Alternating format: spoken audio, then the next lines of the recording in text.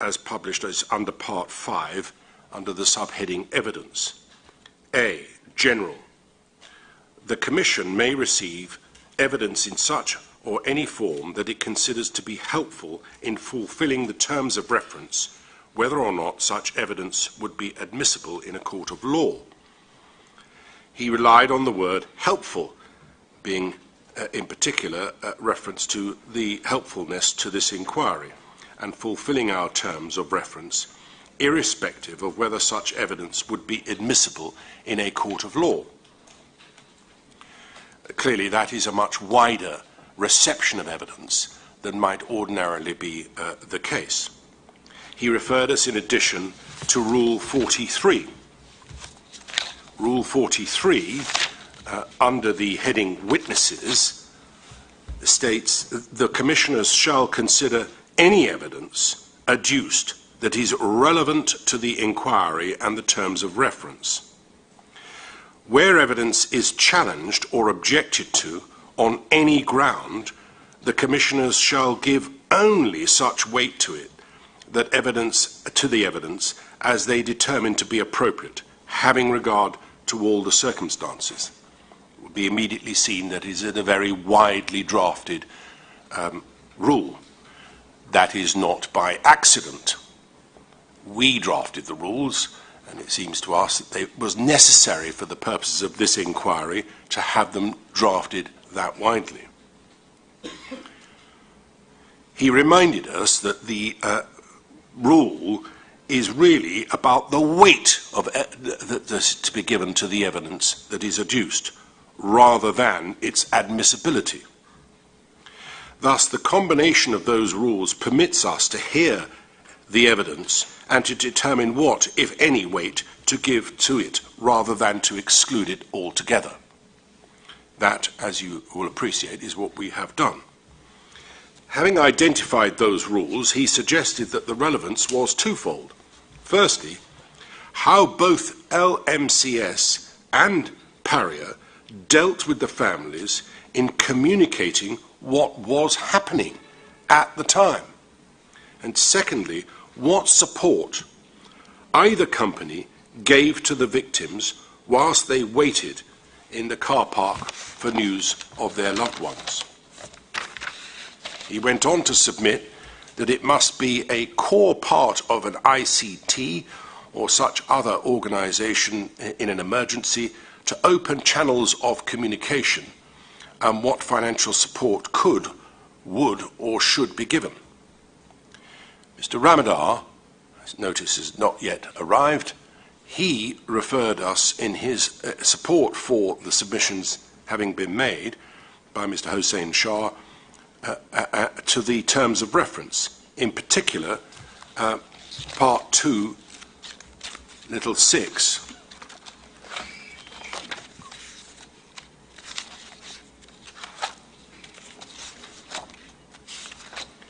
which states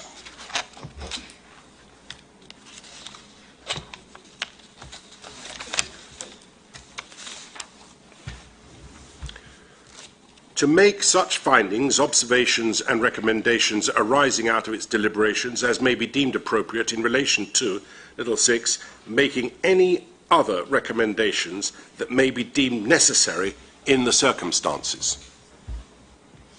He went on to submit it is commonplace today to hear victim impact statements and the like in cases to put the effect in perspective. Mr. Maharaj for the Commission of Inquiry supported those observations and submissions, and so I considered all of that in making my decision.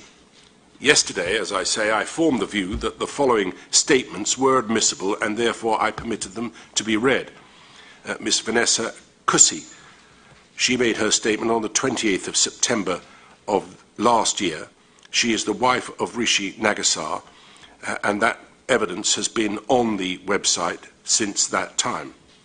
The same can be said of Janine Manadath Ali, who made her statement on the same day to the inquiry, and she is the wife of Kazim Ali Jr. Thirdly, Catherine Ali. She made her statement to the Commission on the 27th of September of last year, and she is the mother of Kazim Ali Jr. Fourthly, Celicia Kurban, who made her statement on the 8th of January of this year, and she was the fiancée and partner of Faisal Kurban. The first three statements, as I say, were taken by the lawyers for the Commission of Inquiry and have been on the website since September without objection. I reserved judgment on Alaya Henry, the daughter of Yusuf Henry, and Tia Gopal, the partner to Mr. Yusuf Henry at one time and mother to Alaya, to which I shall return presently. I've also been provided with two further statements, which I hope everyone has now had an opportunity to see, which relate to Mr. Henry, his mother, Nicole Greenidge, and his sister, what's her name? Sister? Afisha, thank you, Afisha Henry, which I shall deal with also presently. Follows are the reasons for my allowing the evidence hitherto given and a ruling on the remaining evidence in this category. Our terms of reference are deliberately widely drawn, and I do not believe that they were intended to confine or constrain our inquiry. But I do not have to determine that, as I am satisfied that they cover the evidence as given. I remind ourselves of what those terms are. Whereas the commissioners are appointed to inquire into the following inter alia terms of reference, being matters set out hereunder, and to make such findings, observations and recommendations arising out of its deliberations as may be deemed appropriate, viz. 1.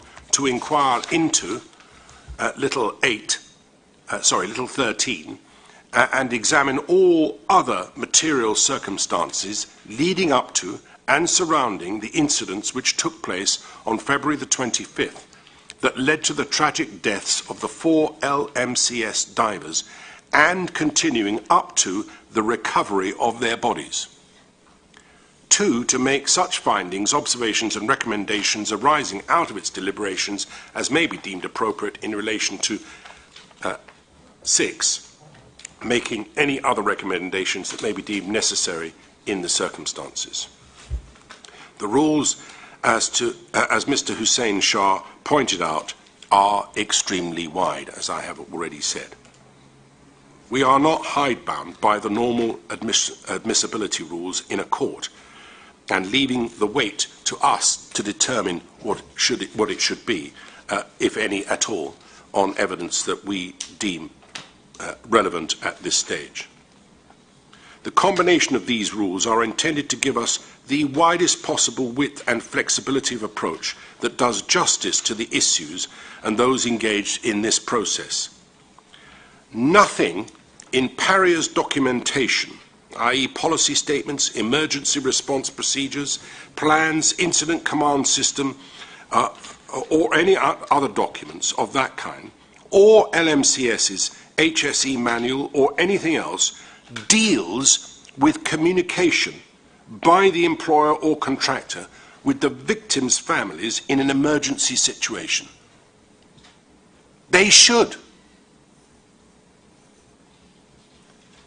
It is this feature that we come to the view renders this evidence relevant and admissible, and is likely to form part of the recommendations as to the future in these situations where there are communications lacking.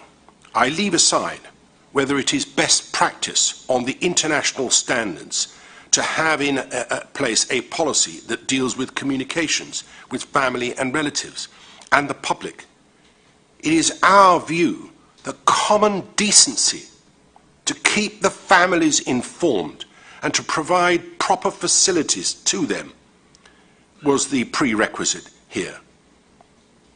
The evidence we have heard deals with the following matters. 1. Failures by PARIA and to some extent LMCS to keep the families informed. Nearly 24 hours passed before anyone from PARIA spoke in a meeting to all of the families waiting for news about what was happening. That, on any view, must be unacceptable. 2, families were left to camp in a car park at the gates of PARIA facility for days until some measure of assistance was given to them, driven largely by the public outcry and the intervention of the union. That, on any view, must be unacceptable. Thirdly, rumour and misinformation, as was clear from some of the evidence read yesterday and adduced yesterday, becomes rife when there is no formal dissemination of the facts told honestly and timely in a consistently updated manner by those who were in authority and knew those facts. At page 107E of the core bundle is a chart in a PARIA document showing the different responsibilities assigned under an incident command system for emergency events. It includes an information officer and a liaison officer, yet it says absolutely nothing about what they are supposed to do. As Mr. Ramadar pointed out, it is common in modern judicial and quasi-judicial contexts for victim impact statements to be admissible to guide a court, judge or fact finder of the impact of potential wrongdoing, if we so find.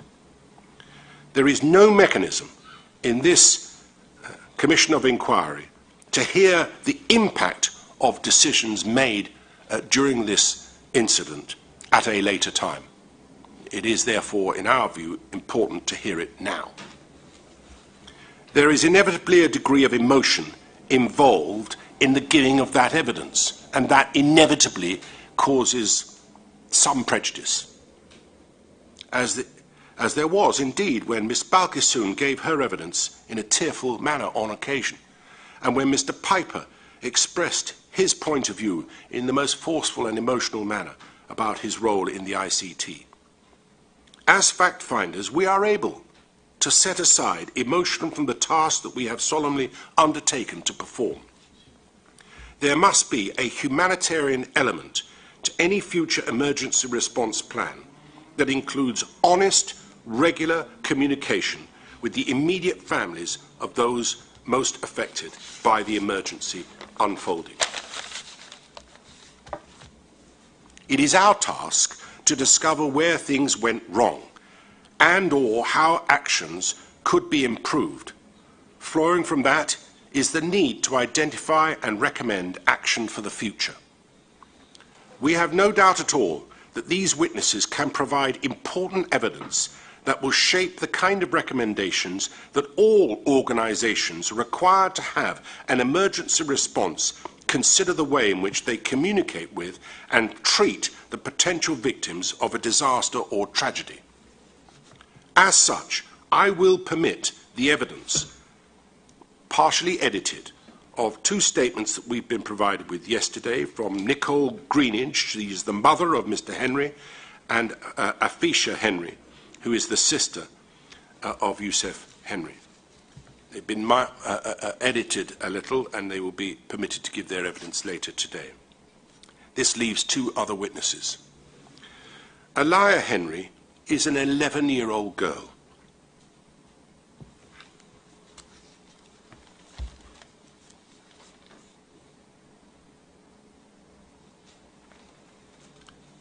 She is the daughter of Yusuf Henry.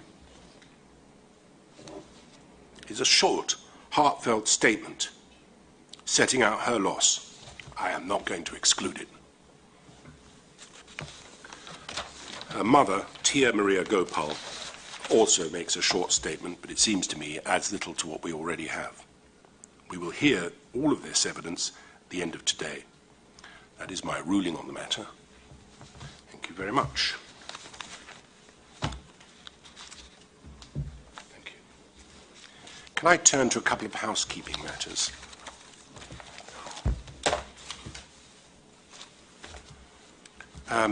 First of all, I have got the chart, Mr. Peterson, that was promised to us a few days ago. Yes. We've got that now, and I've seen it, so thank you very much for that. Next is this. Mr. Osei Fleming, who's from Heritage, said last week that the permit to work required that the removal of a barrier required a separate permit to work. I hope I've got that right. That was certainly my understanding of the upshot of his evidence. Please correct me if I've got that wrong, but my understanding that was what he said. And I asked him if he could make some inquiry as to finding that permit to work for the previous similar job that was done in 2020. I should be grateful to ask to receive such a document if it exists. Do you know if inquiries have been made, Mr. Inquiries have been made. Inquiries have been made. They no longer exist because on the permit to work itself, there is a destruction clause on the procedure. Which is how long? 3 months after the close off of the works. Thank you. Just a moment. Right, okay, thank you. All right, I've just been handed a document which deals with that. Thank you very much. All right, so clause 11.0, I think it is. All right, well, I mean, if that's the position, so it doesn't exist, fair enough. But something else I do want your help with, and I don't ask you to deal with it now, Mr. Peterson, but I want to raise it now because in due course, whether you or Mr. Mutu make submissions to the Commission on Thursday, I would like you to address your mind to this. Can I ask you to have, in the core bundle, page 1074, volume 3, please? Perhaps we can put that on the screen. 1074. This is a document we're very familiar with now, the work permit for the works that took place on the 25th.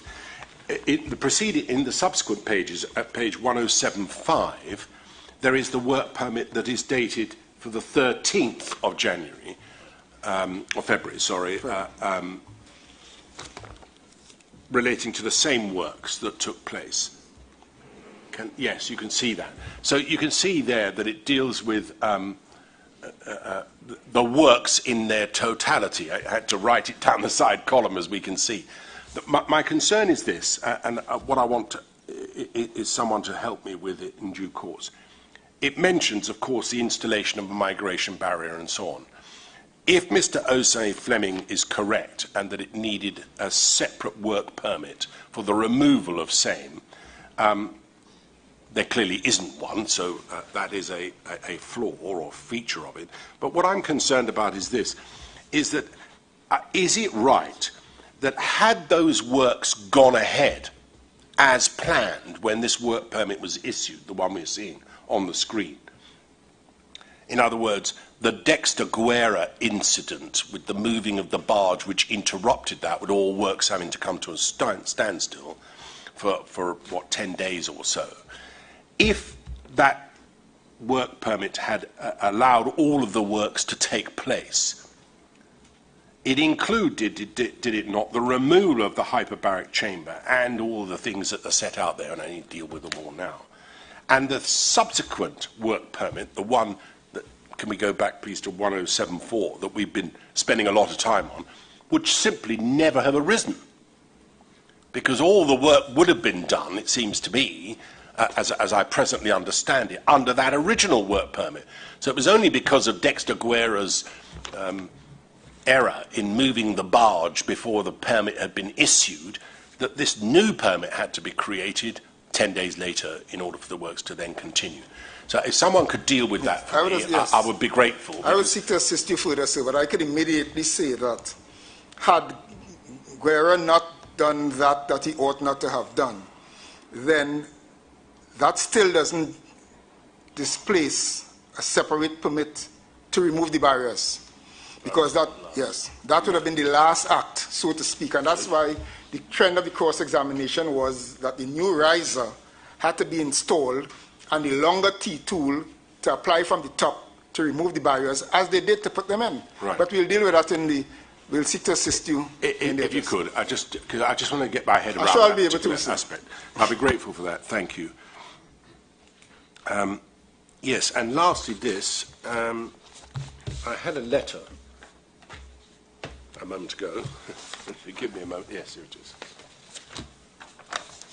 From you, Miss Prasad Mirage, in which you make a number of observations. This is a letter dated the 7th of January, headed Camera Footage Information and Permit to Work.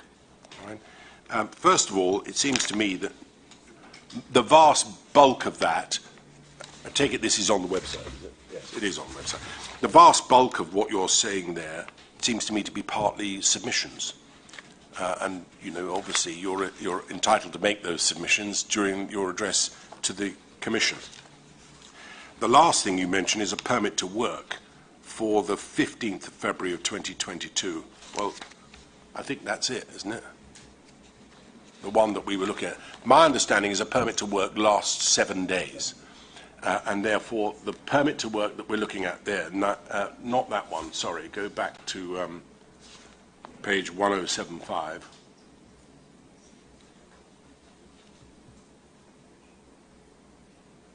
(1075), please.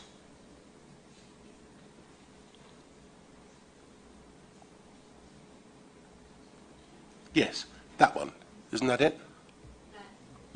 That is correct, please, Mr. Chairman. But in relation to the renewal of the permit, so it is issued and it would be valid for 7 days, we would have a daily work suspension that would correlate to the days of work. So if we go to page 1076. Yes.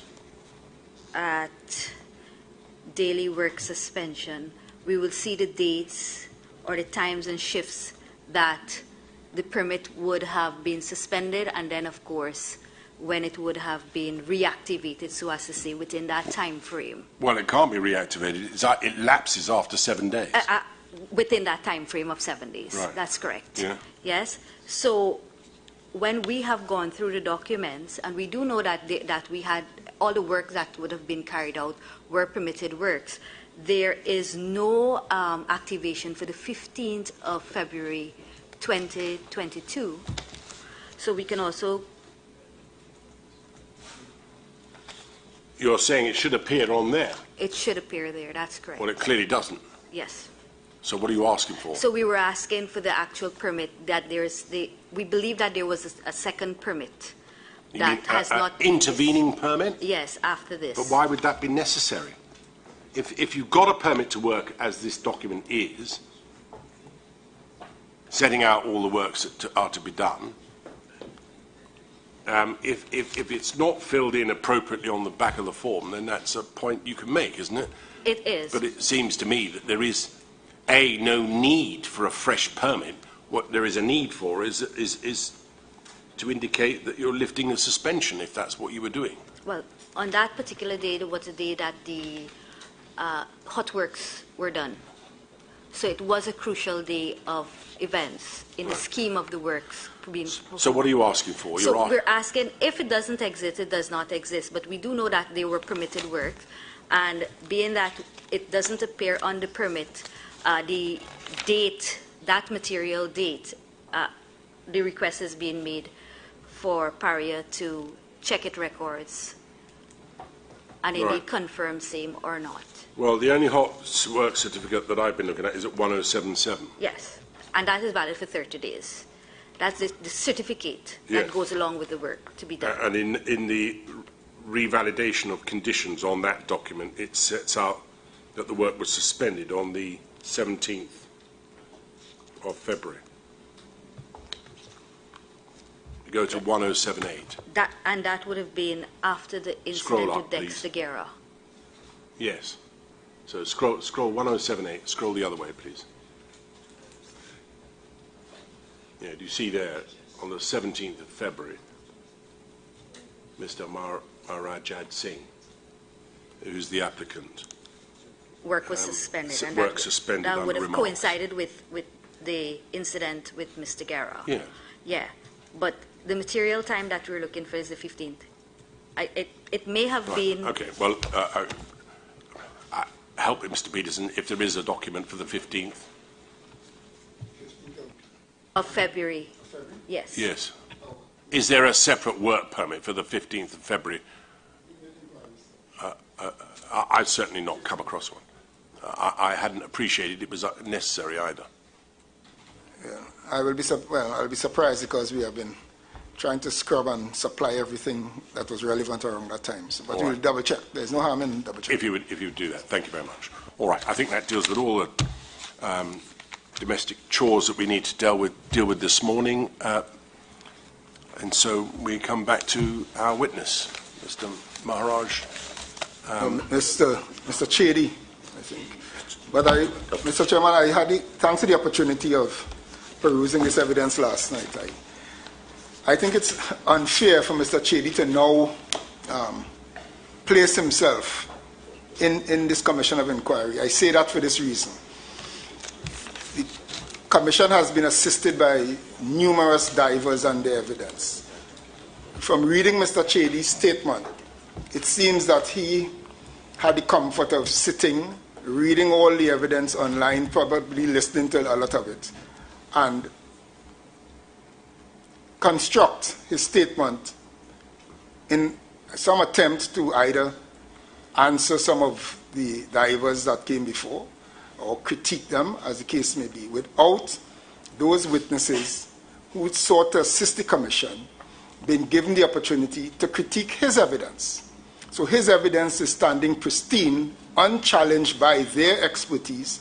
I mean, the lawyers may now ask questions of him, but we are not experts. No. So it would have been very helpful to this Commission had he been able to match his evidence up against that of his colleagues or experts in the field, so that at the end of the day, the Commission will have a distilled version of the expert evidence that the court, the tribunal, could decide what weight to attach to each or none at all. Right. But Mr. Chedi, and you have been, and we have been taking at times some of the justifiable tap on the wrist and sometimes clout behind the head for bringing evidence late and for dumping sometimes. But Mr. Chedi dumped on us when Friday this statement, and I think it's unfair for him to now be given a ride, so to speak, into the witness box and into the Commission of Inquiry. I heard this last night. I said, why this?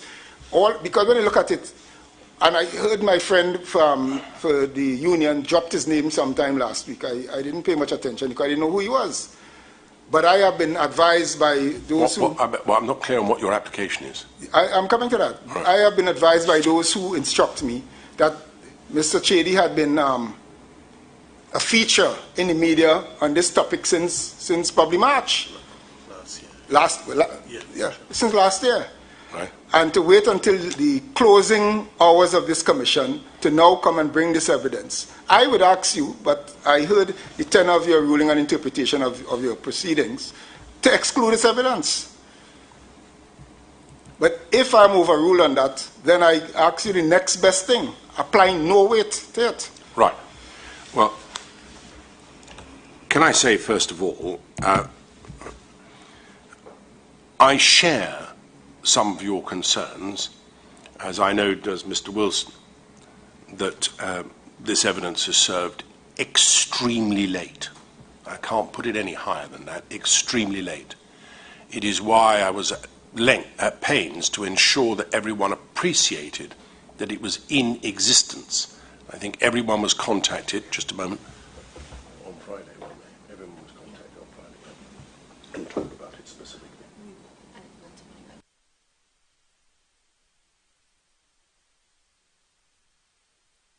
Right, well, what we were anxious to do is to ensure that it went up on the website.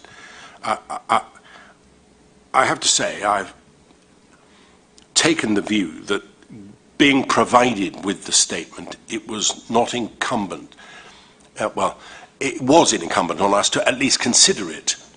And the degree of weight we give to it will obviously depend on a number of factors.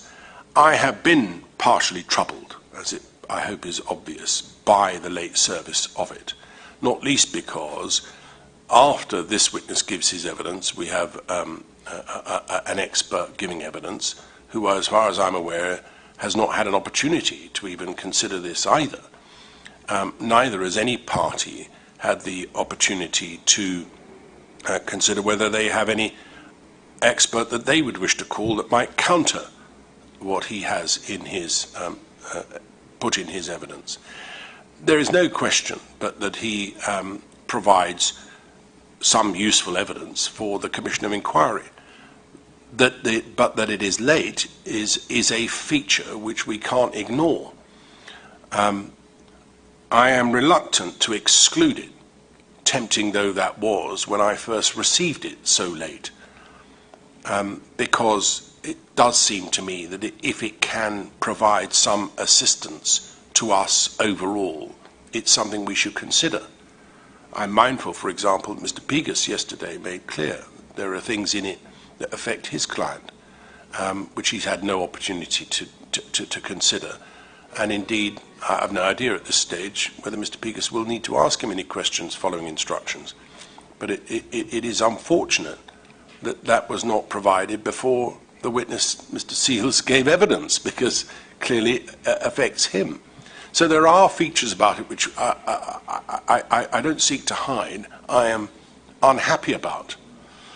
Our question, though, overall, is whether or not the receipt of that evidence would assist the Commission, with all the caveats that must necessarily be applied to it, given the lack of time that anyone has had to consider it and the lateness with which it was served.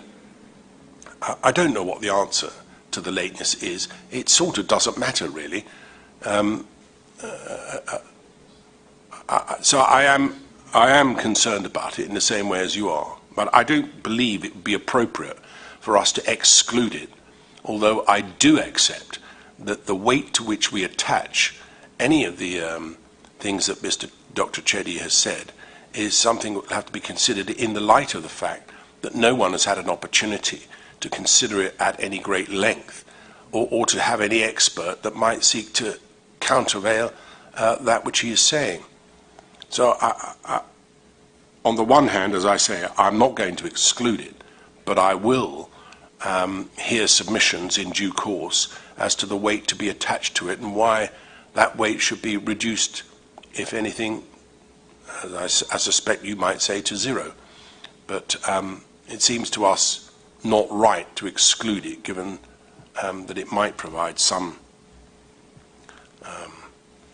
evidence for us to consider. As I say, at this stage, I'm just receiving the evidence. I'm making no judgment about what value to give to it. But I think that that's the best I can say at this stage. I'm not going to exclude it, but I will hear your submissions. I will hear your submissions in closing as to the weight to be attached to it, if any. Mr. Pegas, can I ask you, are you proposing to ask him any questions in relation to your client?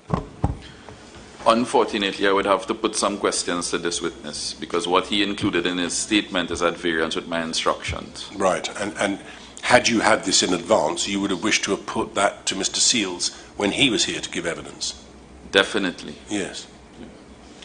Anybody else? I'll come to you in a moment, Ms. Alfonso. Yes, I think that's the best. I have course him. I didn't say go on to see, but I have course examination for him. I imagine you would. Yes, I imagine you would. I think the best course to take is to wait until, after all the evidence has been dealt with, any cross-examination has been concluded. And then, of course, later this week, you'll be able to make submissions specifically, yes, unless you wanted to make some. I wanted to state my position and not wait to see if he's helpful to me. I take it in principle. Well, that is evidence, yes. I appreciate Sorry, that, yes. Mr. Peterson, and I can see why you would. It does not come to me as a surprise, save that you're making it now rather than first thing yesterday. But I understand your position, and I take it into account in due course. Ms. Alfonso, you've heard what's been said, and it's clearly right, isn't it, that this has been served extraordinarily late in the day for council to have to deal with issues that it raises.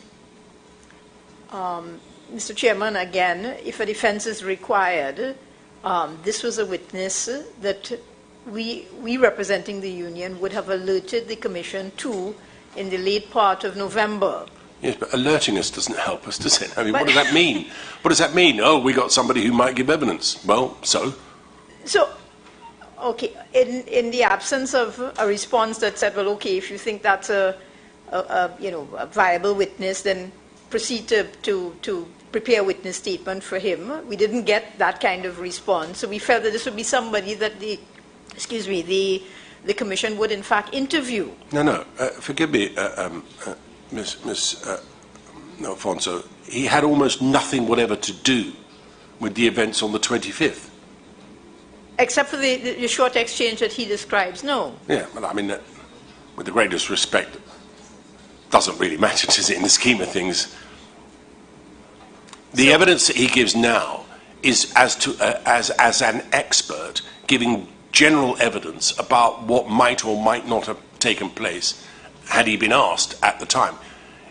I understand you're submitting his statement as drafted and no doubt put together by you and him as being in the form of an expert giving his best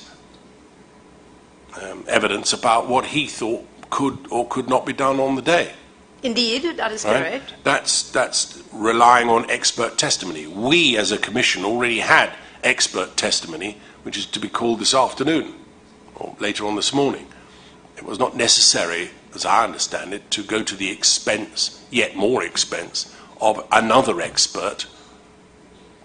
But if you wish to rely on one in the same way as if, for example, counsel for PARIA or lawyers for LMCS wanted to bring an expert forward to say it was either possible or impossible to do certain things, they would have been entitled to do so. But I wouldn't have expected them to have handed it to us on the last days of the actual inquiry. I mean, Friday was literally to be served on a Friday before the last 2 days of evidence to be heard is on any view not just late, but extremely late. I mean, I don't know when you decided with him that you were going to be relying on this evidence. I don't know what date his statement is, but I imagine it's Friday. Indeed. Yeah, but I mean, look, we are where we are. My castigating anybody for serving it late doesn't serve any purpose at all. He has provided evidence. We took the view, I took the view with our legal team and Mr. Wilson, that this was evidence which we had to consider, given that it had been served. As Mr. Peterson has pointed out, how much weight we attach to it, given that it has been served so late and that there's been such little opportunity for it to be properly tested, will depend on the view we take of it once all the cross-examination has been concluded.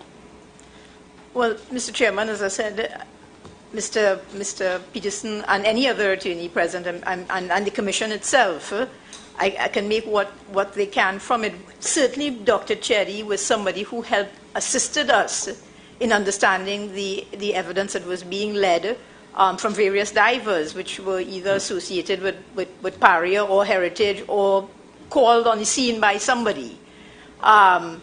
So certainly, I say it was a resource that we used, and we felt that it was a resource that we should share with the Commission.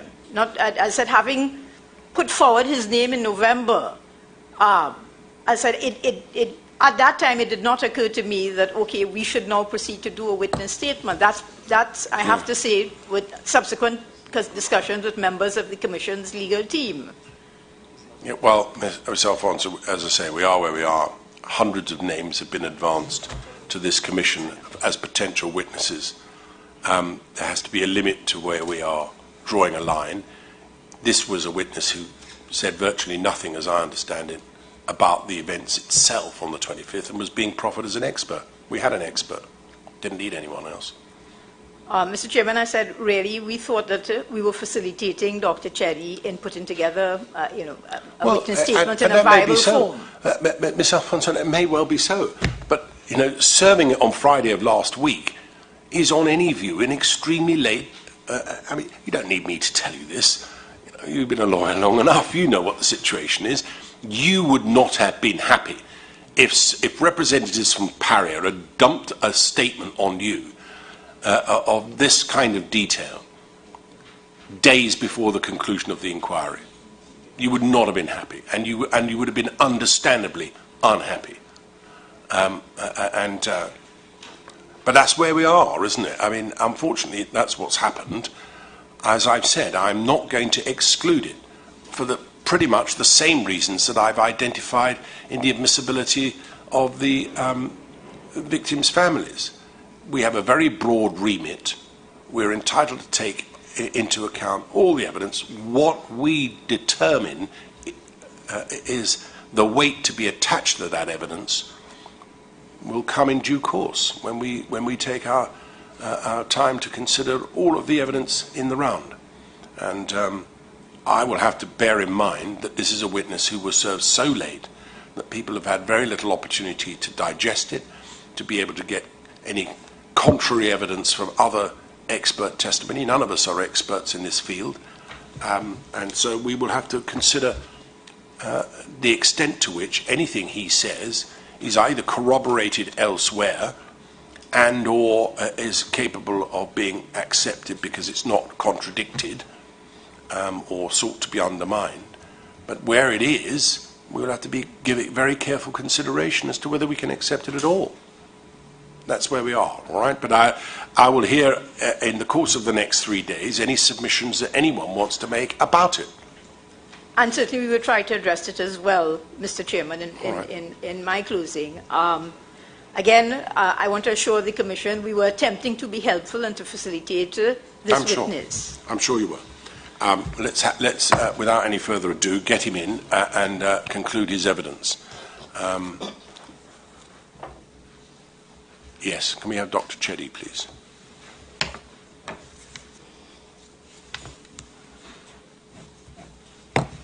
Mr. Peterson, do you want a formal ruling on this? Yes, sir. I take what you said was as a ruling, sir. It is. Yeah. I mean, I can formalise it in a way if you particularly wanted to. But I mean, I make it clear that what I have said to you in reply to your application for the exclusion of it and in relation to its weight will form the basis of a judgment if you want it. But I take it that is my judgment on the matter. That's good enough, sir. I want to put it in that cut. I take that as your rational, I'm grateful. As an oral judgment. That saves me an evening. Thank you very much. If I knew that, sir, then could I back up?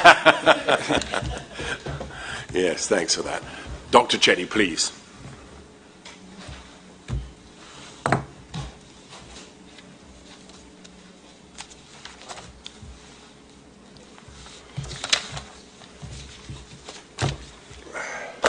Right.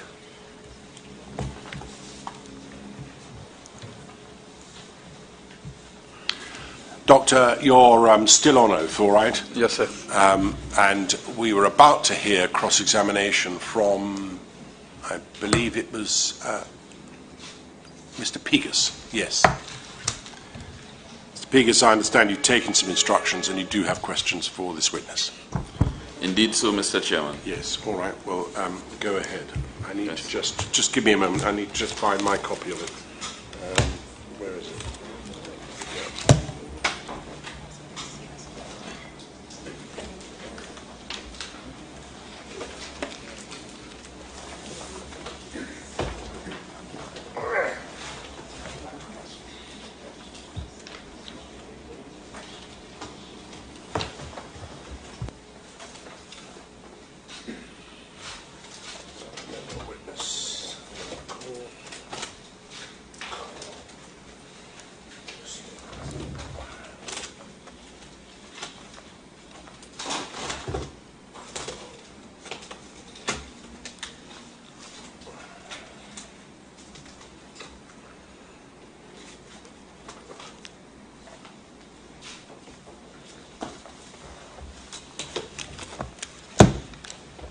Page.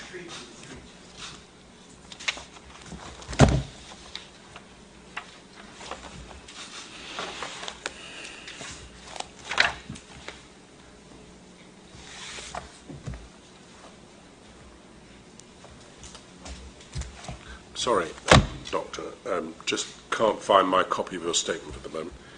3232. It's not found its way into here.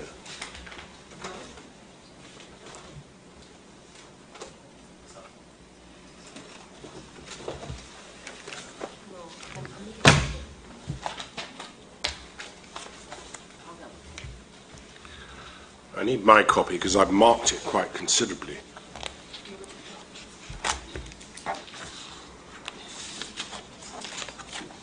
It's not there.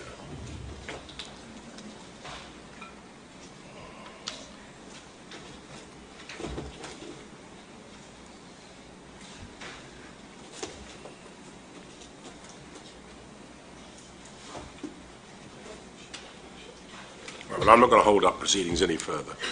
I'll have to look at the screen and make my notes in due course.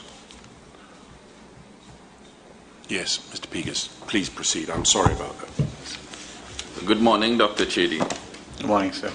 My name is Chase Pegas, and I represent the interests of Kenson and also Mr. Rolf Seals, specifically. Yes, sir. Yes. Now, you filed before this commission a statement dated the 6th of January 2023. Correct. Good. Now, in preparing your statement, did you have any contemporaneous notes relative to the day of the incident to refer to? Contemporaneous notes before the incident. Say it again, before the incident. Okay. Let's start somewhere else. What day you started preparing the statement? The statement was prepared, well, I had it in scrap on notes that I had made up from since this entire incident happened, right, on the 25th. Plus in my brain as well as in writing stuff. So on this particular statement, when I was asked to make it, that's when I did it. I'm trying to remember sometime Okay, so, in November, around there, I had contacted, what's called actually OWTU or something, and I always felt as though I would have a witness statement to make, so I started preparing one. okay, so it's fair to say that you started the construction of this statement in November 2022, yes? Around November sometime, yes, sir. Right. Now, when you started the preparation of this statement, these proceedings, the Commission of Inquiry, had already begun, yes? Yes, yes. Right. And in fact, in your statement, you made reference to reviewing documents filed before this commission. Quite so. Right. So you made your statement with the benefit of having reviewed evidence which was already before the commission. Yes? Yes, sir. Yes, sir. Good. Now, you are aware that Mr. Seals gave evidence in this matter last week, a day last week, yes? Yes, I heard that, yes. Good. And your statement was filed after Mr. Seals left the witness box. Agreed? But yes, it was filed on Friday, correct, yes. Right. Now, you made a reference to having the benefit of contemporaneous notes in preparing your statement earlier. Yes? Yes, yes. Good. Do you have those contemporaneous notes to place before the commission today? Today, no. Good. Can you locate those notes? I will be able to. It should be on my computer somewhere, yeah, under the CoE. Yeah. Good. And of course, you would have no difficulty forwarding those contemporaneous notes to the commission. Yes. Good. Now, I want to focus specifically on paragraphs 5 to 9 of your witness statement, and I will take you through some of what you said in turn.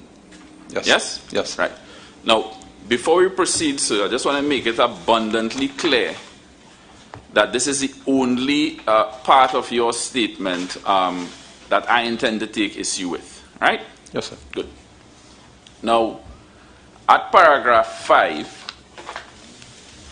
I'm reading specifically, okay, so from the first line, you indicated at or around 20:45 hours on the 25th February 2022, I received a call from Rolf Seals. And you then go on to say, he informed me that 4 divers were sucked into a pipeline operated by PARIA Fuel Trading Company. Yes? Yes. Good. Now, my instructions are that Mr. Seals never provided you with that information. Okay. What say you? Okay, well, Mr. Seals had called me, as I said, on the time there. And I know exactly the time was around that time because I do not answer my phone at home, my personal phone, anytime after 10. So, okay. So at 20:45, I would have answered my phone because at that time I'm around. That's my personal number. Okay, good. So so when I answer that number, of course I don't know the number that was calling me. And on the phone was, he said, hey Glenn, it's Rolf. I said, Rolf Seals. He said, yeah. I said, okay. Then he asked me if I have an RV. Such, not in exact words, but do I have an RV? I said, yeah, I have an RV. Where you heard about that? He said, well, you know, I just heard about that you have an RV. I said, okay, what do you know, what's going on? This is a past student of mine, so we will have a conversation. Mr. Chedi, may I interrupt, please? Yeah, sure. Right. The time that you mentioned in your statement is very specific. You agreed? It says at or around. Okay, but 20:45 is a specific time. Yeah, at or around. Good. Did you okay, at or around, let's have it your way. Mm-hmm. Did you make any contemporaneous record of having received a call at that time? No. Good. When you had this conversation with Mr. Seals, you had no idea that there were going to be 4 dead men. Of course not. Good. You had no idea that there was going to be a subsequent commission of inquiry. Of course not. Good. And lastly, you had no idea that you would, at some point in the future, almost a year after, provide a witness statement anyway. Agreed? Agree. Right. Now, you go on to say at the same paragraph 5, I asked who these divers were and heard 2 names I was familiar with as being former students. You mentioned the names Kurban and Nagasa. Yes? Yes. Is it your evidence that you received this information from Mr. Seals at or around 20:45? Yes. Good. I'm suggesting to you, sir, well, I'm putting to you that Mr. Seals at that time was not in possession of that information. Okay, well, he told me, I asked him, because it's only a logical question I would ask, what do you want my ROV for? And he says, for a pipeline, Sir, and I asked him, okay, why? We'll get to the ROV, right? You mentioned the names of 2 men. He mentioned those 2 names to me. And I am putting it to you that at or around 20:45, he was not in possession of that information. Okay. Now, at paragraph 6 of your witness statement, sir, you further stated, I immediately inquired from Mr. Seals as to whether the divers were on scuba equipment, and he responded in the affirmative. Yes? Yes. Good. Are you aware that Mr. Seals did not work on the PARIA compound on the 25th of February 2022? No. Good. Are you aware that Mr. Seals did not play an active role in managing this incident when it was known that people were sucked into the pipeline? No. I just got a call. I am putting to you... What do you mean by active role? He was not part of... Okay, I would put the question specifically. Please. Mr. Seals was not part of any incident command team. I'm putting that to you. Okay, I don't even know what an incident command team was at the time. So, no. And let me put to you, sir, that Mr. Seals back then was not in a position to say to you that the men were using scuba equipment. I asked and he answered. And the reason I would ask, because that's my passion. I wanted always to know how divers die in Trinidad. So I asked. Sir, at that time, there wasn't any question about anybody dead. Right. They were in a pipeline, and I asked who was there. Right? Who was there? And then he mentioned what went on. Because I had to know where my RV was going to work. It was only logical. I'm the pilot for the RV. Okay, now, sir, you went on to say, I'm putting to you that Mr. Seals was not in a position to give any indication as to what equipment was being used, right? Good. You went on to say that you told Mr. Seals that divers ought not to have used scuba equipment for commercial diving operations. Yes. Is it your evidence that at that time you were aware that the exercise that was undertaken by the LMCS divers required commercial diving equipment? No. Okay, let's stop there for now. Mr. Seals, nowhere in your narrative up to this point did Mr. Seals tell you anything about the exercise that was being conducted on the day. It's not in your statement. No, he did not say the exercise. Good. Therefore, sir, you would agree that there was no basis. We're going based on your narrative, right? Good. You would agree that there was no basis for you making that statement relative to commercial diving operations. Yes, I had a right to make that statement. Because, as I said before, divers in this country, right, divers in this country, a lot of divers die in this country because of scuba. So when I heard that people were sucked into a pipe, I asked that question. It's my passion. I needed to know that. Right. Now, Dr. Chedi, what I'm suggesting to you, sir, is based on the narrative you provided in your statement. We only go in with what is there. Correct. We're not attacking your passion. Right. Right. I appreciate that you're passionate about this. We only go in based on the narrative that you placed before this commission. Agreed? Yes. Right. Mr. Seals did not inform you or did not give you any information relative to the task that was being undertaken. Agreed? Agreed. Good. Now, paragraph 7. Okay, well, you might be happy to know he accepts that he did inquire from you whether you had an ROV. Yeah. Good, right. Your response to that inquiry, sir, was that your ROV was located in Guyana. I told him I had two. One was going to Guyana and one in Trinidad, which was now going to be assembled. On the 25th of February 2022, you had any business in Guyana?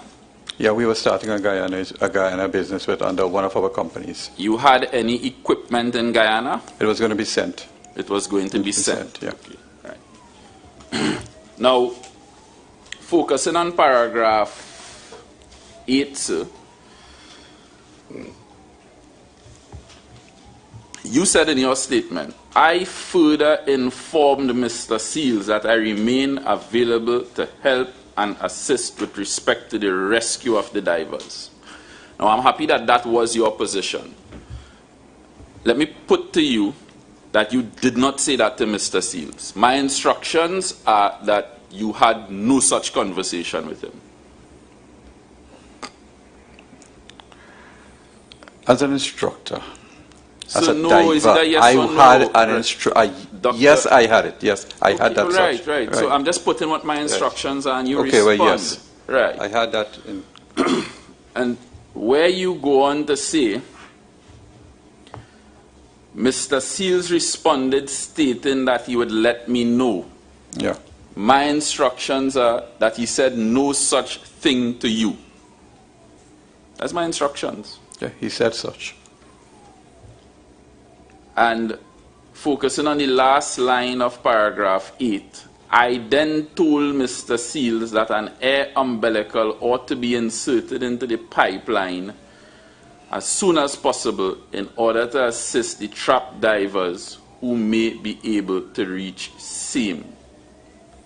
My instructions are, sir, that you said no such thing to Mr. Seals. I said that to him. Good.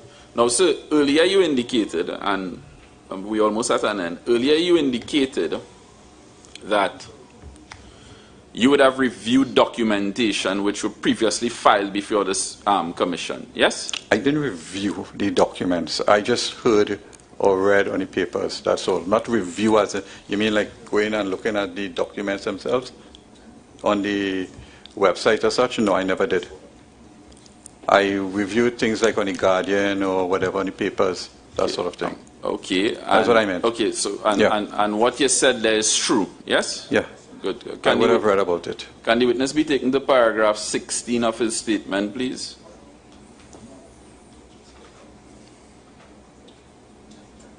Good.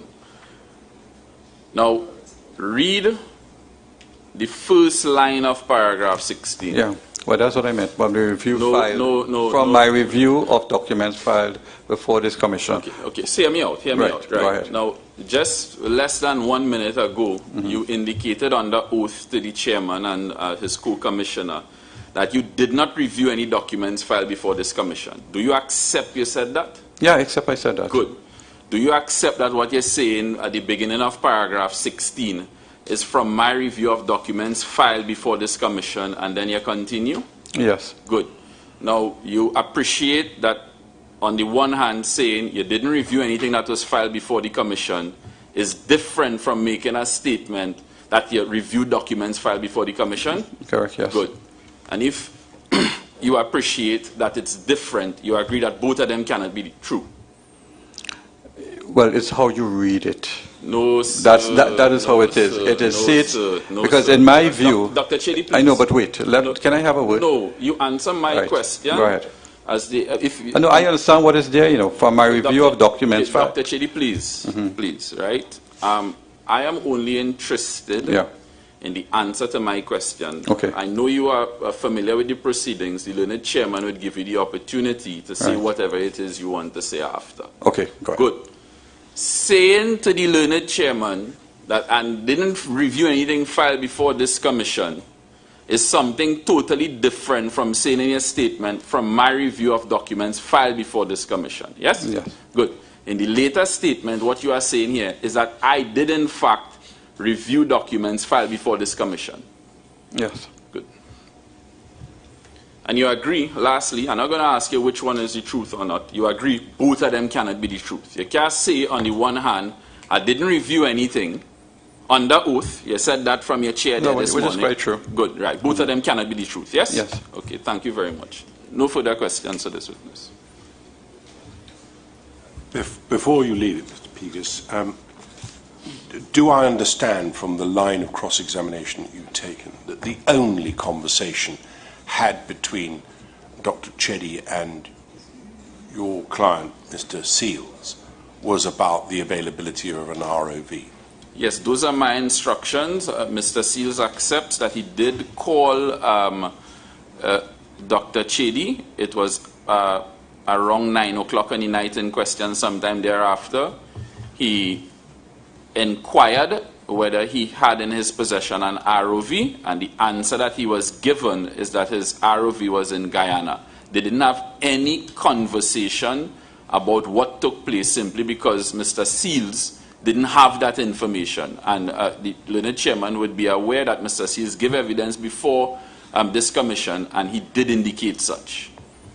And nothing else was discussed, is that the decision? Nothing else was discussed. When my instructions are, and I'm sorry to be doing it this way, when Dr. Chedi indicated that his ROV is in Guyana, that was the end of the exchange that they had on the night in question. Right. Yes. Thank you very much. Much obliged. Thank you. I think then next, everybody else content? Yes? Right. Then it is you, Mr. Peterson. Thank you very much, sir. Morning, Mr. Chedi. Morning. Dr. Chedi, sorry. When did you first learn of this incident on the 25th of February? On the same night at 20:45, when I got the call. Also before Mr. Seals called you, you didn't hear about this? No. He called and told you about this incident? Yes, by the RV. And he said he informed you that 4 divers were sucked into the pipe? And that's what he said. Right. He having informed you that 4 divers sucked into the pipe, you, with all your experience, urgency of rescue came to mind? Correct, yes. Time is of the essence? Yeah, well, yes. Well, when I say, well, yes, what do you mean? I heard about it 20:45 in the night. Right. So I didn't know exactly what time it happened and all those things. That's Exactly, what I meant. right. Yeah. Exactly. Yeah. But time being of the essence would occupy your mind because men sucked into a pipe, you being a diver. Yes, sir. Right. The next logical question is, how long they in the pipe?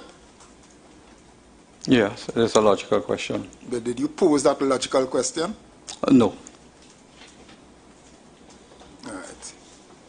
Can I be clear? Were you told it was 4 men sucked into the pipe? Or Yes, 5? I asked. No, I just told 4.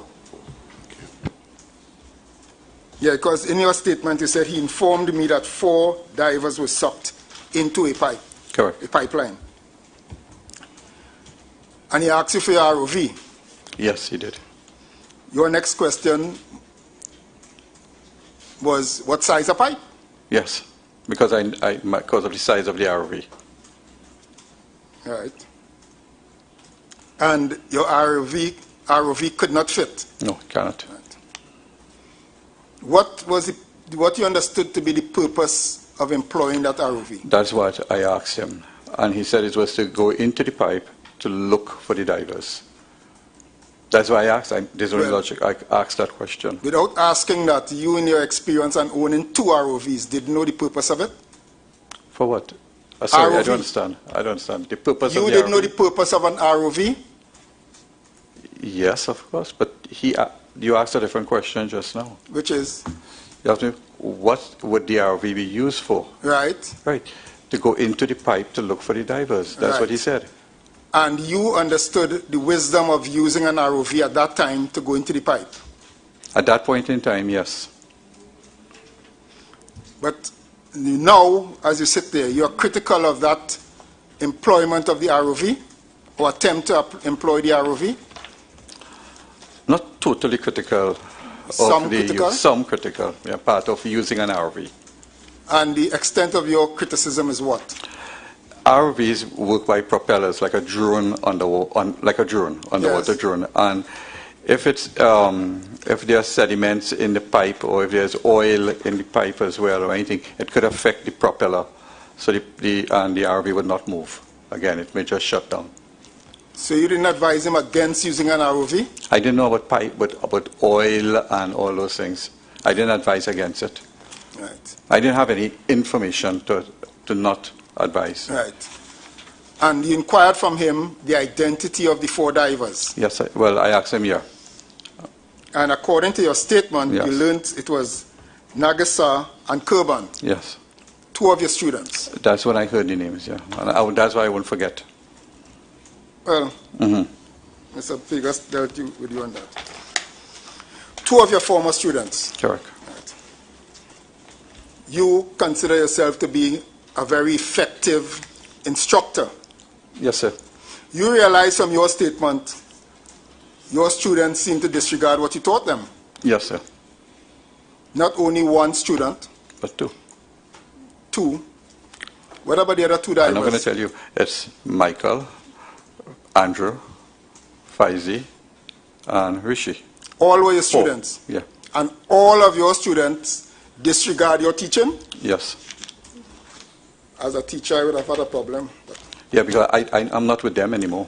you know there is, I wasn't with them at the time. yeah, but you know there is a saying that nothing is taught unless it's learned. You know that? And there are many, yes, I heard that saying, correct. you taught them never to use scuba in that kind of commercial exercise. Correct. Not only one of them, 4 of them you taught that. All of them. What you taught them should be used.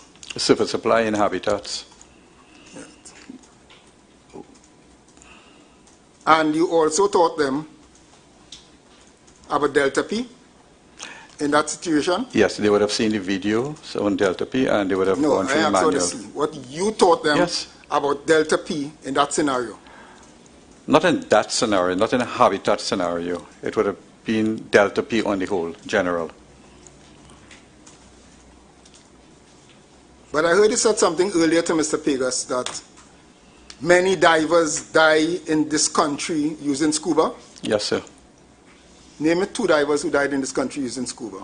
I couldn't remember the name, but I know the situations. Give me the situations. In 2018, or around 18 or 19, there was a diver who was doing ship husbandry, which is cleaning underneath those big tankers.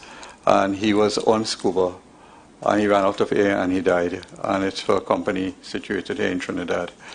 There was another young boy who was using, he was a PARIA certified, and they were cleaning some chains for a barge or such at 60 feet. And he had another helper with him. And they were using, one was using the primary and one was using the octopus. The one was certified, the other one was not. The one who was not certified rushed to the surface for whatever reason. When he arrived at the surface, that was at 60 feet depth. They found him frothing at the mouth and he died shortly after. But did you not tell this commission yesterday that it's appropriate to use scuba to clean under vessels? I wouldn't have said that. I would have said small vessels. You can use scuba to clean under small vessels. You said to this commission yesterday. I can't remember saying that, sir. I really can't remember, but I would have said scuba is, you have scuba commercial. You can use scuba for certain jobs.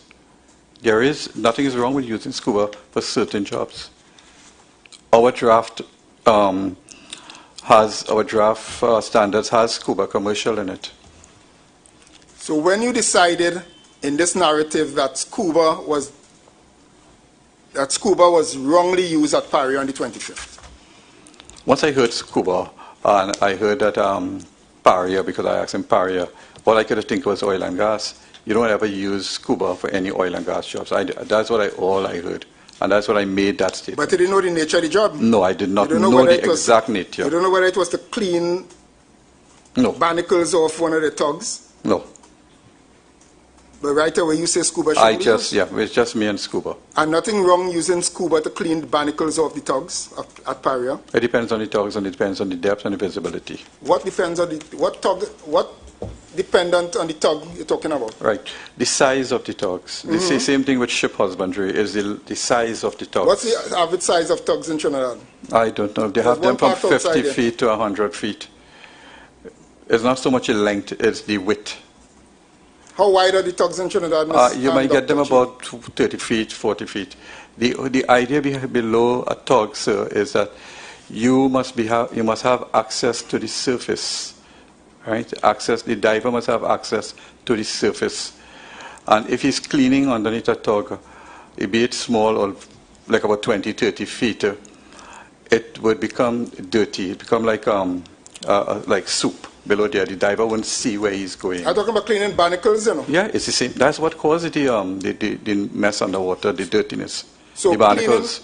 All right, let's move on. So to clean barnacles under a vessel, yes, like sir. a tug, you need commercial diving equipment, no scuba. As I said, depends on the width of the tug. But I would always recommend surface supply. Always. How long you got your certification in surface supply? In 2015. From around there, yeah. That's just the other day? Yes, sir. How many commercial dives have you supervised in this country? My students, maybe about 100 around there, supervisor. Mostly my students in school. No, no, I ain't talking about training. No, outside. That's talking about not comfort. quite the same thing. Yeah. I understand it to be asking you how many Outside supervised dives Correct.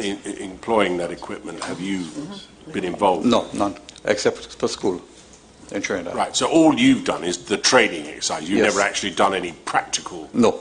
Right. I thought that's what you were asking. Yes, sir. Yes, sir. Thank you very much. So you have done no company, no, you have not worked for any of the companies in Trinidad, No. major diving, commercial No. diving? No. Because I observe in your purported expertise that you had 30 years experience and 100 hours booked. Yeah, I dived before. No, just now. Yeah, go ahead. I don't know you before, Dr. Chidi. I go down what I'm reading here. Yeah. 100 hours. Yes. 30 years. Yeah. That's something like 3 hours a year. The 30 hours is with scuba as well as with commercial diving. That 30 years incorporated both. The scuba was the main part in the beginning. That's where the all my 30 years came from, mostly scuba. So that 100 hours is spread over what time? But I've been spread over from when I was in Canada doing my training as well into Trinidad. You logging hours of training Yeah. as years of experience? It's like a lawyer being in law school for 10 years no. and saying that 10 years practice. We can log our dives. We have to log our dives to become supervisors. Because if you have to become a supervisor, you have to have log dives. And every time you carry a student down underwater, you log that as well.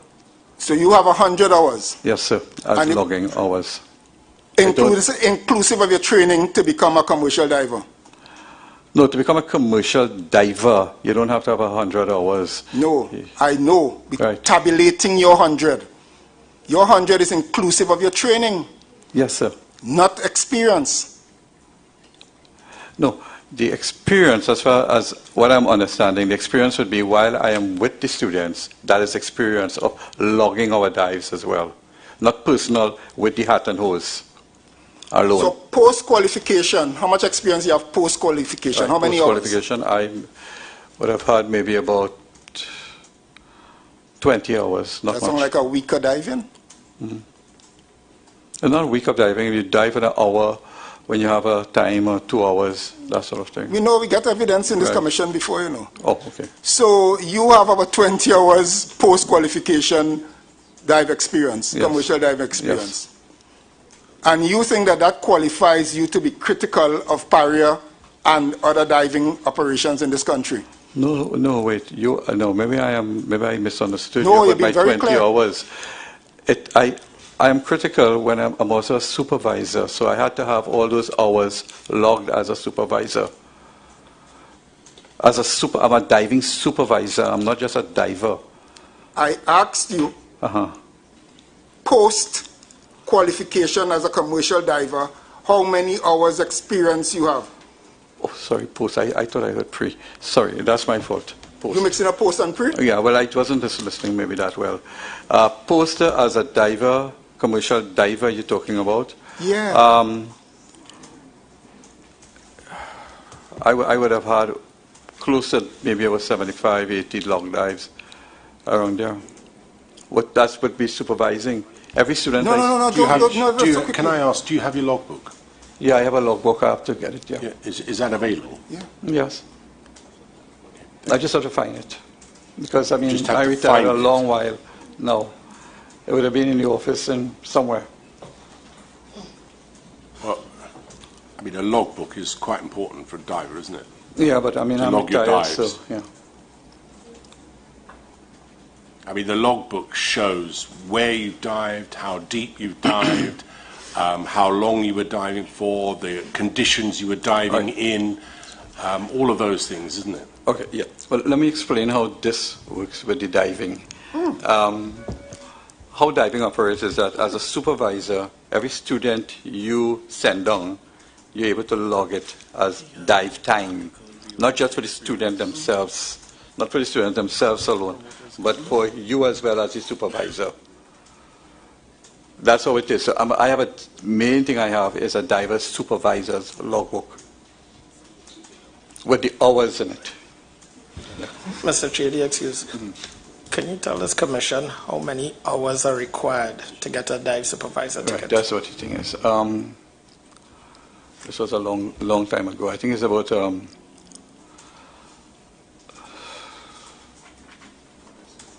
I can't remember exactly. I don't want to say the wrong thing.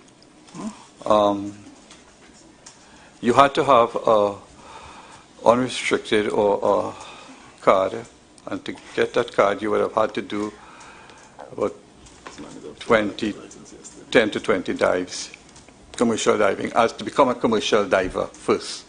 And then after you become a commercial diver, then you do a supervisor exam as such, which I did to become a supervisor. Right after you do your commercial diving. Did you go straight to supervisor, or did you have to be competency assessed from dive, assistant dive supervisor before you progressed on to dive supervisor? Yes, and so that's what I was doing in Canada. When I went to Canada, I was learning how to be a supervisor while I was there. So was it the certification you was going for was assistant dive supervisor before you progressed? It was straight to supervisor. And again, how many hours taken you from assistant? Oh, so you recognize that there's the assistant dive supervisor before supervisor? Yeah, but you know, there's no assistant supervisor card. Okay. There was just like you would do your supervisor exam and get certified as a supervisor. And again, how many hours before you pre-qualify? Once you have your unrestricted or your ADCI card, you can. I can't remember exactly how many hours, but there is something about hours, but I can't remember. I could always check that. And which accrediting body is this? ADC, because it's audible. Okay, I did ADCI as a supervisor. ADCI. Yeah. Okay. And I was trained under the DCBC, which is the Diver Certification Board of Canada, first. And then when I applied for my school to open, I had to have all those credentials for the ADCI to see. They had to view all those things. Just your diving credentials? Yes, sir. Under the ADCI, was your training facility ever audited? Yes, it had to be. Okay. It failed the first audit, and then I got it the second time. Got it the second time. Well, thank you. Dr. Chidi,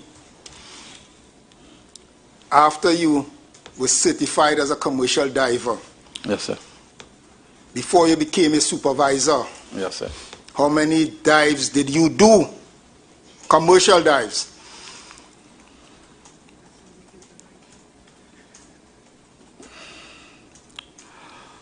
I would have done enough. I think it's about 20. No, I'm trying to remember. This is like in 2015, around there. And I would have done before that. I'm trying to remember how many dives I did. I can't remember exactly. I really can't remember. Approximately. Or maybe about, before I did my supervisor, you're asking, correct? Yeah. Right. Qualification as a new, as a freshman, as a fresh minted commercial diver. Yeah, as a before unrestricted. You get to supervisor. How many dives you did between there? I would have done about, I think, about 30 dives. Name 5 companies that did that for in Trinidad. No, wait. You mean like in Trinidad, 5 companies? Yeah. Name 3. I will knock off 2. Name 3. No. We did, not for companies. I didn't do it for companies. I did it for like... So that's none. The answer is none. How many companies did commercial dives for? The answer is... No, now you asked me how many companies... No, you asked me how many dives I had before. How many companies? I say name 5. No, before you asked me how many companies, you asked me how many dives I had. Yes. Right. Now you ask me how many companies. I don't necessarily have to... I did not dive for companies as such. Right. We were doing our private jobs. We were doing private jobs. Name 5 private jobs you did. Right. Commercial diving jobs. Commercial diving jobs. We did one on Gaspre Island, a couple on Gaspre Island for a jetty there to clean the jetties and underwater works on the jetties. That's in Gaspre itself. And then we did some for removing of small wrecks underwater. Yeah, that's about it, really. That's about it? Yeah, that's about it. That's about it. That's 2. No, that's more than... It's more than one job on the same jetty? on the same jetty. It'll be So long. what, each pile of the jetty count as a job? No, at the hours that you'll go down, you can't stay long. So we would have I done didn't ask like... you hours, No. number of dives. Okay, like in one day we may have done 2 dives or 3 dives. And then the next day we'd have done maybe 2 again. That's how it's done for diving. So those numbers they give me, you could have done all of that in a week or 2? If the job was available, I suppose. If the jobs were available. Mr. Chedi, let me interrupt. What was the mode of diving you used for those jobs you're describing here? We used surface supply with the, we had our own hose and equipment set up. It wasn't like established like the big ones like we have now. No problem. And as a practitioner in the industry and your awareness of standards, you do have those dive logs? For those dive logs for that time? For that job, yes. Not for those. Those have been before. We only had to log what we did for diving. Those would have been before class. what? Before we went to school, like for the restricted or the unrestricted. So that was before you even Yeah, became that was- qualified? yeah, So yes.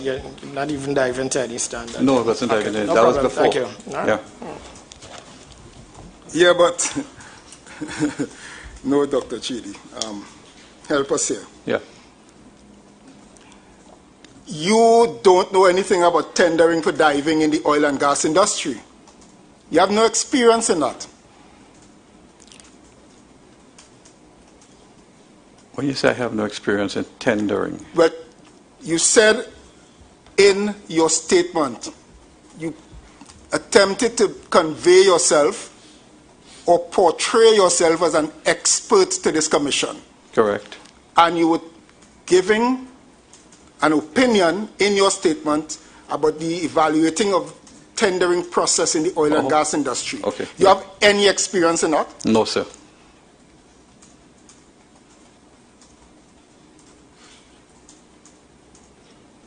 In March 2022, you were quite vocal in being critical of PARIA on the incident in February. Yes. Isn't that true? I think more LMCS, but I don't think about PARIA. More LMCS. Both. Guardian newspaper. Guardian newspapers, correct. March 2022, I think it's 13th or somewhere there. Yeah, around that. But you had no experience in the oil and gas industry and commercial diving in the oil and gas industry. It's not about experience. No, answer me. You had No, no I experience. answered already. I said no. No experience. But I you have- got out there and critical against PARIA. LMCS will deal with you on that. Right. But I deal with PARIA. Can I? No, not Okay, yet. go That's ahead. true. Isn't it? Yes. That you were critical. Yes. Do you realize that as an expert or putting yourself forward to a tribunal, commission, court as an expert, you have to declare whether you're independent? Well, I am independent. No, let's deal with whether you're expert first. Right. Are you an expert? I'm a professional, yes. No, expert. I never consider myself an expert. I said professional. Right. So you don't. I know about the jobs. Thank you for that confession. You don't consider yourself an expert. Professional. Right. So we have that. You consider yourself independent before this tribunal? When you say independent, what you mean? Giving a view, an open, balanced view without having a preconceived bias. Okay. A preconceived bias against, I don't have a preconceived bias against LMCS or PARIA. I have a preconceived bias when it comes to how diving is performed in this country.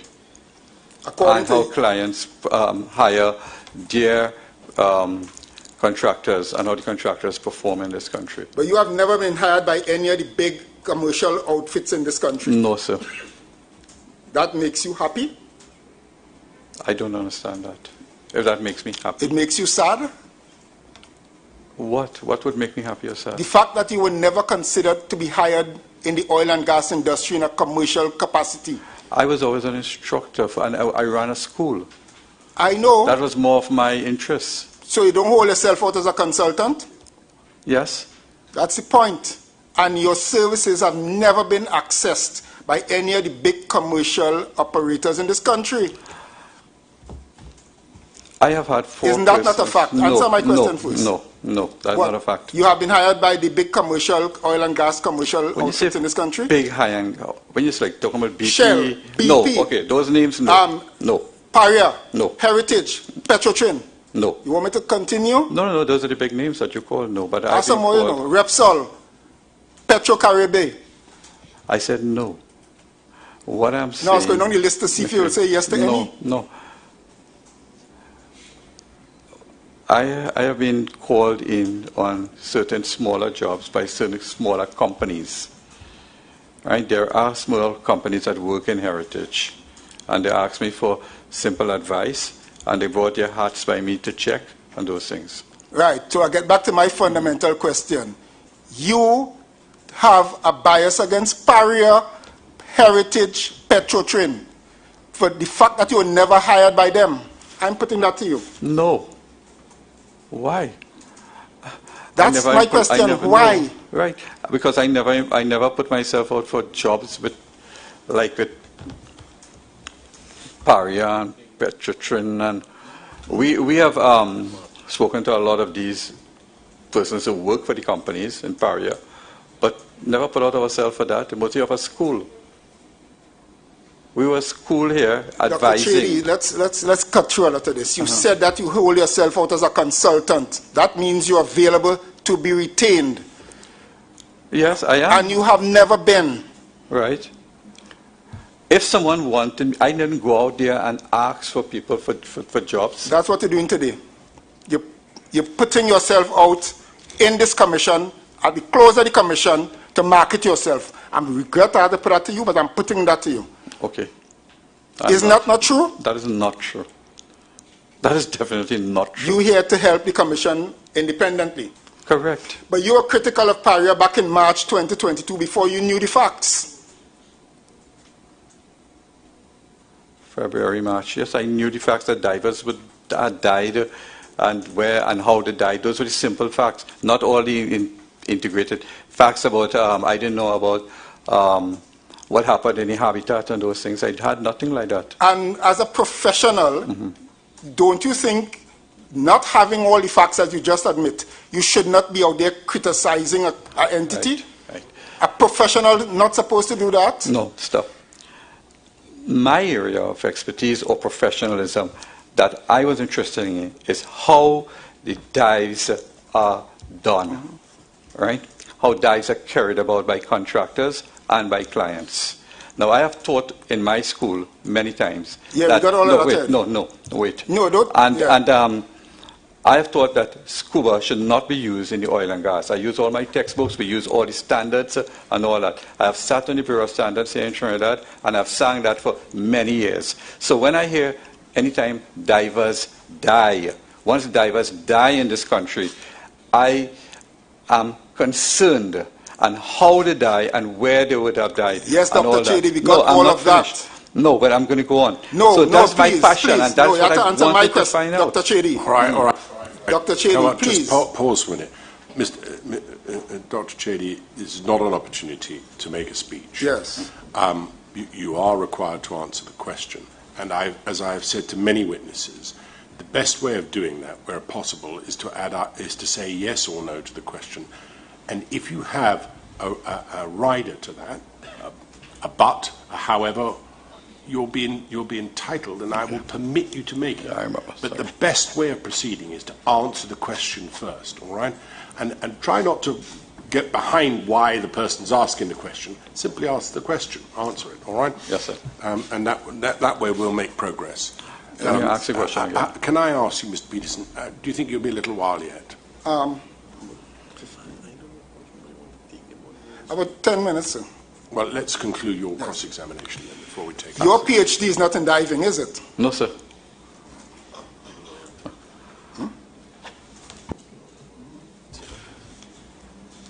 But I looked at your CV. When were you called to the bar? You said you're a lawyer yesterday. No, that's what I'm... Yesterday you said you're a lawyer. I know. Don't stop me. No. That's yes. Yesterday you said you're a lawyer. Yes, sir. That is not true. No. Well, not called to the bar lawyer, This is what that is a mistake I made. So now we call it a bush lawyer. Right. This is what that's what I made. I mistake when Prakash came up and he asked me that question, it was all excited. Blaming Mr. Ramadan? No. You blaming counsel, Mr. Ramadan? I'm a sports consultant, right? A sports law consultant. And that's just because now, my LLM... Wait, not so quickly, Dr. Chedi, please. Yeah. It's either you're a lawyer or you're not. I'm not an It's either you're a doctor or you're not.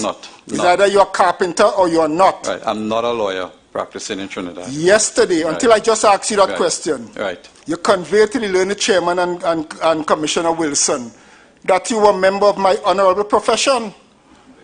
No, I never said that. You want us to pull the transcript? No. When he said, if you're a lawyer, I said yes.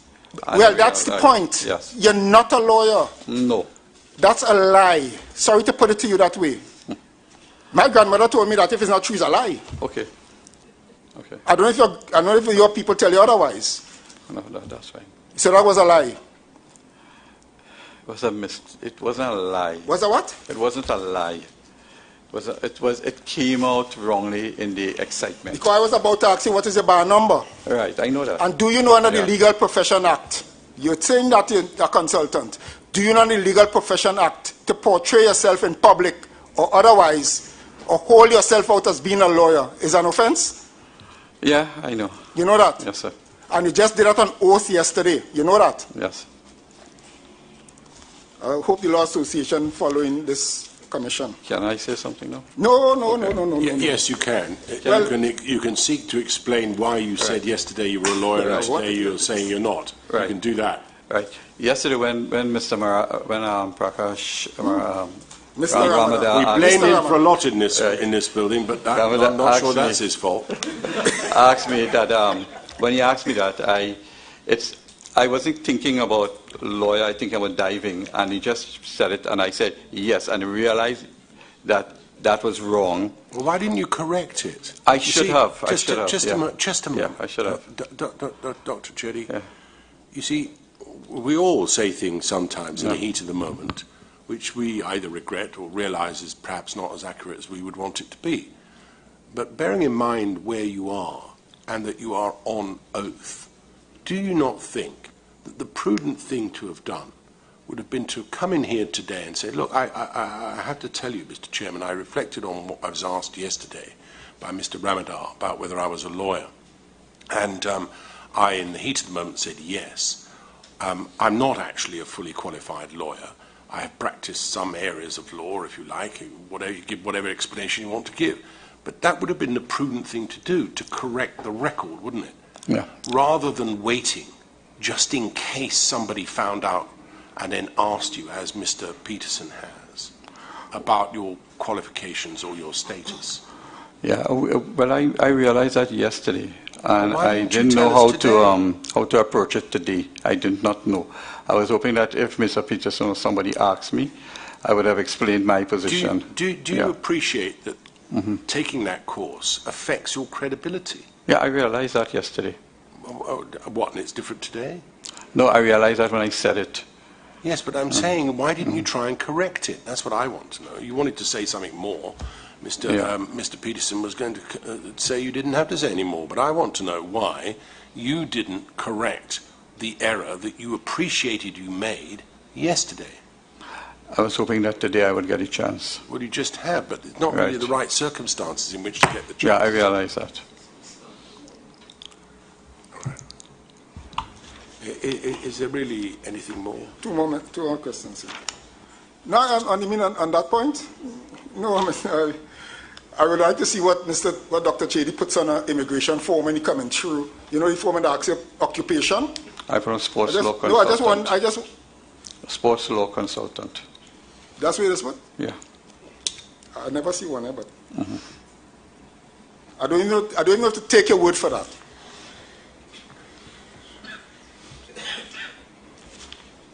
Now you would accept that in a diving team, in particular in a rescue, there must be a understanding between the dive supervisor and the divers he's sending in along, in this case, a pipeline. You agree with that? Yes, sir.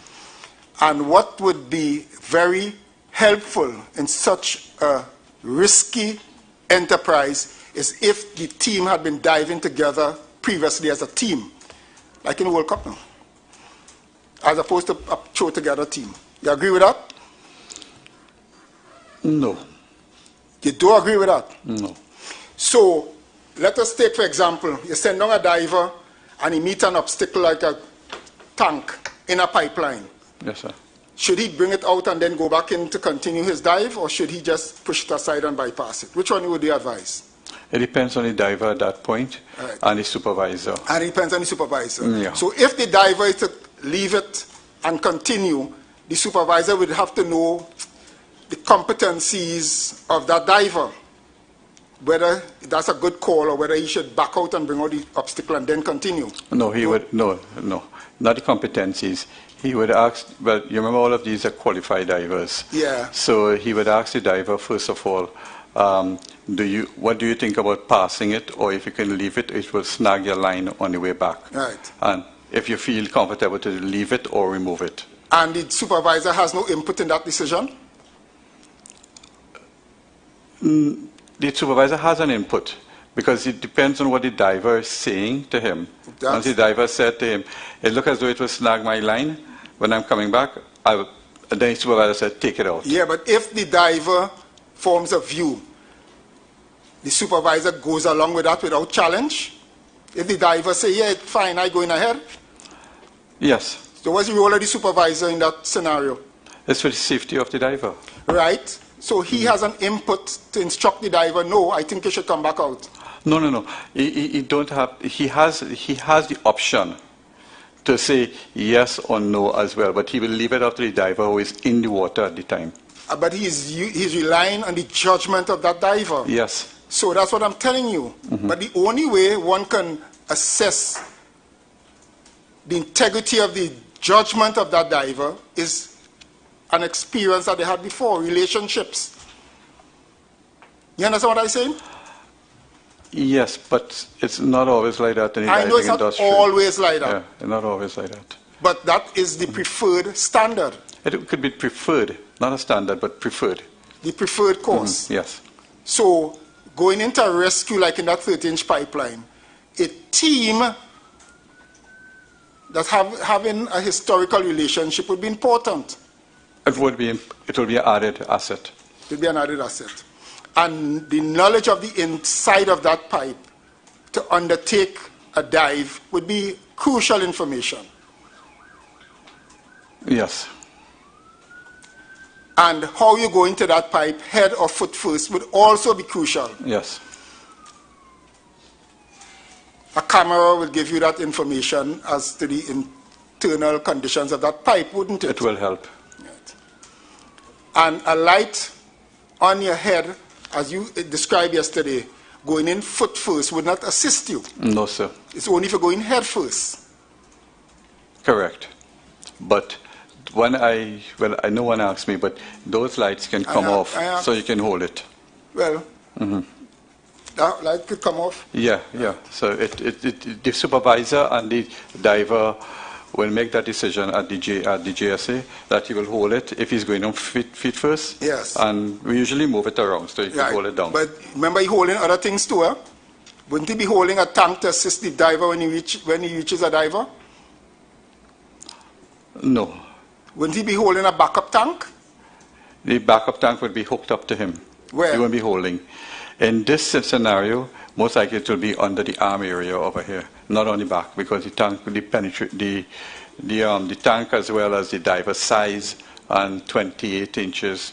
You ever did any of this kind of thing before? No. You ever analyzed anything like this before? Only in before school. the Guardian in March? Only in school. Only in school? Yeah, when I teach it. So you teach rescue from confined spaces like a 30-inch pipeline? Not rescue, but penetration diving. Yeah, in a pipeline? Well, penetration diving in pipelines. You taught penetration diving in a pipeline? It's part of our. It's part what of the size manual. of pipeline you taught it in? We looked at different sizes, but it had to be. You taught it in a 30-inch? No, not exactly 30 no, inches. Well, 32 inches. Yeah, we would have worked about pipelines that are a bit larger than you are. What size pipeline you taught it in? For any 30s, it will be about 30-something inches around there. And you taught that to Kurban and Nagasa and any of them that disregarded your teaching? It would have been in the textbook, yes. No, you Yes. taught it. Yes, yes. I used to teach it. Yeah. I remember thing in the textbook Yeah. that I never taught. No. This one was in the ADCI manual, and we went through everything in that manual. With the divers that died, the 4 divers. Yes, sir. And your lesson to them is never dive into that scenario with scuba. Yes. And they disregarded your training. Yes, sir.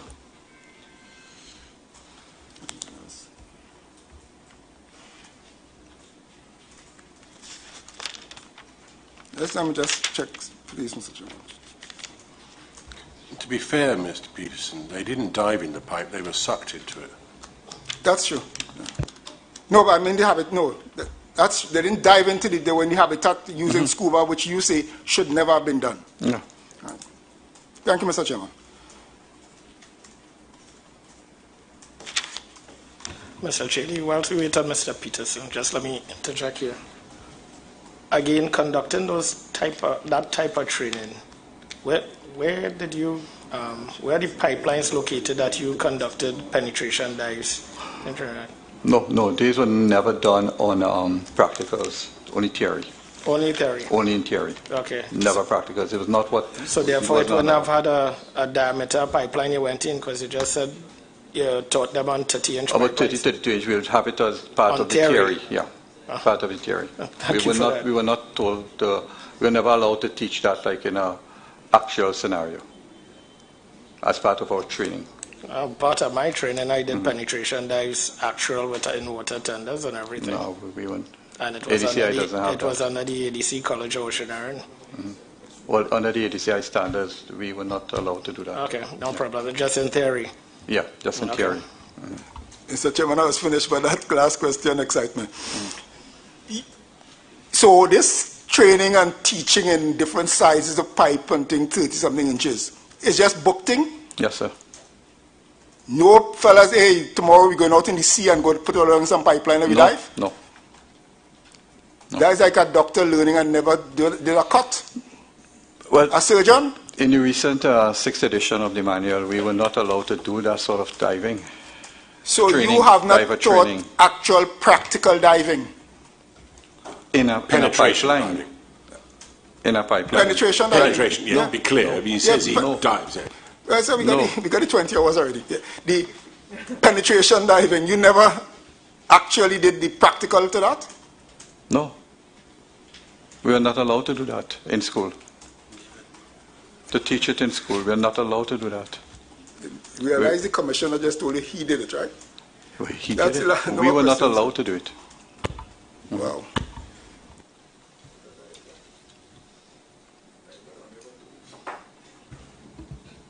Is that your cross-examination? Oh, yes, sir. Yes. I thought I said thank you, sir. No, that's all. Ms. Persaud Maraj, you have none. That leaves you to ask any questions that you might wish to Ms. Alfonso. Yes. Can I ask you before we embark on that, do you think it'll be a little while? Sorry. Maybe 15, 20 minutes, Mr. Chairman. Let's have our break now. Thank you, Let's Mr. have our Chairman. break now. Doctor, we're going to take a 15-minute break now. We'll resume back at 25 minutes to 12, please. So take your break now, and we'll come back then. Thank you very much.